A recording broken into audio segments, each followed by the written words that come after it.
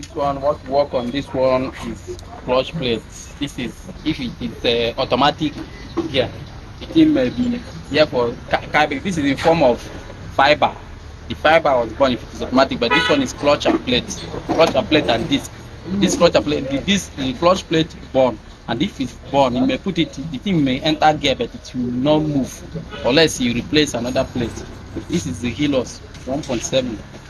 Yeah, it's this. Know that we drop the gearbox. The gearbox is under here. From under that we use, that we remove the gearbox. It's not if it is the engine from this place, but the gearbox we from under and remove the gearbox and replace the clutch plate and file the disc. If the disc is not good, you may change the disc too. Some things inside gearbox you have so many things like clutch boom, clutch plate, clutch disc. The other we have upper clutch and down clutch, but once you made mistake for once, the thing may cause much problem and it will not move as usual. If you know this thing, it's a Japanese vehicle, Helios, it will lost from the hill. That is what they call Helios. Because if the thing that if you don't want to fire and the thing will select immediately and work immediately, that is what we call clutch plates. If it's automatic, we call it fiber, gear fiber, but this one is plate and disc.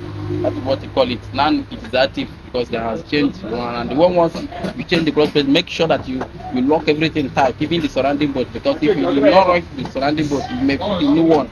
But if you don't lock the surrounding board, the thing will slack, will not move well at the active that is supposed to be. One love for the